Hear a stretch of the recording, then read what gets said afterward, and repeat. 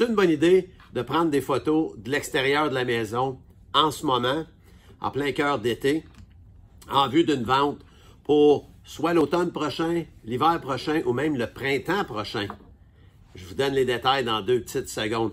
Bonjour tout le monde, ici Roch Saint-Jacques, courtier immobilier Remax Direct, équipe Roch Saint-Jacques. Puis encore une autre fois, un vrai privilège pour moi de partager un podcast et puis partager de l'information de l'immobilier avec vous. Comme d'habitude, je vais vous demander de partager la vidéo, aimer la vidéo, faites des commentaires sur la vidéo, ça va me faire vraiment plaisir. Puis abonnez-vous à la chaîne YouTube équipe Roch Saint-Jacques afin qu'on reste en communication régulièrement. Alors, effectivement, les gens sont surpris quand ils nous appellent et puis qu'ils nous posent la question. Écoute, je pense de vendre à l'automne, tout ça, puis qu'on lui dit, je vous recommande absolument une rencontre maintenant. Alors, des fois, les gens ne savent pas trop par où commencer, puis je leur dis, bien, la première place à commencer, c'est de nous appeler un membre de l'équipe. On va aller vous rencontrer, puis on va vous expliquer les choses. On va vous faire des recommandations sur les choses à faire et à ne pas faire en vue de la vente de votre maison. Et puis, pourquoi qu'on va prendre des photos en ce moment? Je vais vous donner aussi les détails de ça. Alors, les 7 points qu'on va regarder, c'est premièrement, les gouttières, est-ce qu'ils sont corrects? Sont-ils pleines de feuilles? Sont-ils encore ou sont bien nettoyées? Ils ont-ils besoin d'être retouchés? Il y en a qui vont me demander, Roch, c'est une bonne idée que je change les gouttières? Je leur pose la question, ils ont-ils atteint leur fin de vie utile? Et puis, est-ce qu'ils sont encore fonctionnels? Oui, mais ils sont maganés un petit peu. Alors, on va retoucher de peinture. Je sais que ça a l'air innocent comme technique ou comme stratégie, mais il y a un principe en arrière de là, puis je vais vous l'expliquer dans pas long. Vous allez comprendre très bien pourquoi. Ensuite, la pelouse. En ce moment, excusez, elle est probablement très verte, la pelouse. On n'a pas eu les grosses canicules encore. Alors, c'est sûr que c'est intéressant qu'on prenne des photos le temps que la pelouse est à son plus beau. Les fleurs, dans les plates-bandes, ils ont les couleurs. Il y en a plusieurs qui sont poussées. Il y a des plates-bandes qui jouent avec les mois qui avancent. Mais en ce moment, je regarde plusieurs cours, puis c'est encore très, très beau. C'est même très beau en ce moment. Est-ce qu'on a préparé un coin jeu à l'extérieur? Parce qu'on sait, depuis la pandémie, la cour est devenue hyper importante. Les gens accordent beaucoup d'importance à la cour. Alors, est-ce qu'on a un coin jeu? On a-tu pensé de créer un coin jeu? Est-ce qu'on a un coin de détente? Petit sofa, petit coin lounge, petit coin pour relaxer? Est-ce qu'on a une piscine? La piscine, elle est-tu à son meilleur? Est-ce qu'elle est vraiment belle, l'eau? Puis est-ce qu'autour de la piscine, il y a de la déco? Vous savez que vous pourriez faire aussi un home staging, une mise en valeur à l'extérieur, afin de prendre les photos en ce moment, le temps que la cour est à son apogée. Et puis, quand on sera prêt pour mettre la maison en ligne, soit à l'automne, cet hiver ou au printemps prochain, nous aurons des photos en archive de la cour en plein été, ce que les gens cherchent à savoir. Parce que c'est compliqué quand tu achètes à l'hiver, puis tu ne vois pas ce que la cour a l'air à l'été. L'asphalte. Là, il y en a plusieurs qui vont me dire, c'est important de goudronner l'asphalte? Oui, si elle est dure, c'est important. Elle devrait être goudronnée régulièrement afin de prolonger sa durée de vie à l'asphalte. Alors oui, de goudronner l'asphalte, c'est une excellente idée. Et puis ensuite de ça, on prépare les photos. Puis on fait une belle session de photos, une journée ensoleillée. Puis étant donné qu'il n'y a pas l'état d'urgence, parce qu'on ne veut pas vendre aujourd'hui, on a le temps de choisir la journée qui est le plus optimale pour votre cours, le temps de la journée qui est le plus optimal afin d'avoir les photos qui sont vraiment, qui valorisent votre cours à son maximum.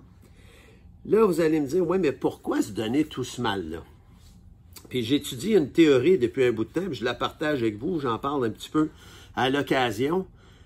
Mais il était pendant longtemps que la génération des baby boomers, c'est eux qui dictaient un peu les modèles d'achat, qu'est-ce qui se passait au niveau des achats, au niveau des ventes, et puis les stratégies de mise en vente étaient souvent faites autour d'eux. En 2011, il était encore pour 30% de la population canadienne. En 2021, il était moins du quart, moins que 25%. Alors, on voit que cette génération-là diminue. Évidemment, ils sont rendus plus âgés. Alors, ils achètent encore, mais on pourrait viser un peu plus le condo ou le bungalow pour ce type de client-là qui recherche moins les 2 étages, moins les grands terrains, etc. Alors, les générations qui achètent en majeure partie en ce moment, c'est la génération X, Y et Z. X, je fais partie de la génération X, qui est un peu la queue du baby boomer, puis le début de la génération qui a suivi le baby boomer. Eux autres, ils ont toute une façon, la façon qu'ils ont arrivé dans la vie, les choses qu'ils ont vécues. Ils ont été témoins des plus grandes vagues de chômage, des chocs pétroliers. Cette génération-là, ils la décrivent comme une génération plus terre à terre.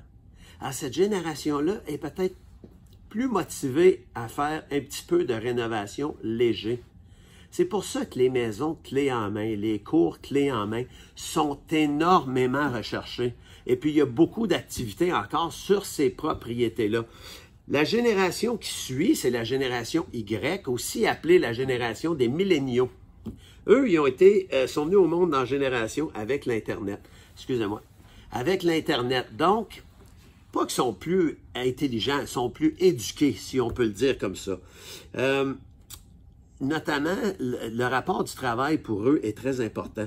Ils ont une éthique qui est quand même plus importante que les générations précédentes. Puis, ils s'attendent plus, ils ont des attentes plus élevées envers les entreprises, envers tout ce qu'ils font, parce qu'ils ont plus d'informations que les générations avant. Alors, eux, ils sont aussi dans la génération de l'environnement. Ils sont beaucoup pro-environnement. Alors, de là, on comprend un peu la raison pourquoi ils sont motivés d'acheter du clé en main. Puis la génération qui suit ça, la génération Z, c'est sûr qu'elle est au début de leurs achats, parce qu'ils ont à peu près 26 ans, là. La génération Z part de 96 à 2010. Mais on a de jeunes acheteurs, 24, 26 ans. Pourquoi? Ils sont éduqués. Ils ont des super bons jobs. Ils sortent de l'école, puis ils ont du travail qui est comme déjà garanti. Les banques sont prêtes à financer, alors on a de ces acheteurs-là aussi. C'est des acheteurs qui cherchent le clé en main. Alors, c'est pas parce qu'ils sont capricieux, c'est juste que la façon qu'eux sont venus au monde, puis la façon qu'ils ont vécu, bien, ils voient un gros plus-value à acheter du clé en main versus faire des rénovations, gaspiller des matériaux, puis etc. Alors, voyez-vous toute la logistique ou toute la stratégie puis la planification qu'il y a dans la mise en vente. Alors, c'est pour ça que je vous conseille de prendre un rendez-vous avec un membre de mon équipe afin que vous ayez tous ces détails-là pour la mise en marché de votre maison. On est des vrais professionnels de l'immobilier, puis ça va nous faire plaisir de partager ces stratégies avec vous et de vous appuyer dans votre projet immobilier. Alors, encore une autre fois, ça me fait plaisir de partager ce temps-là avec vous.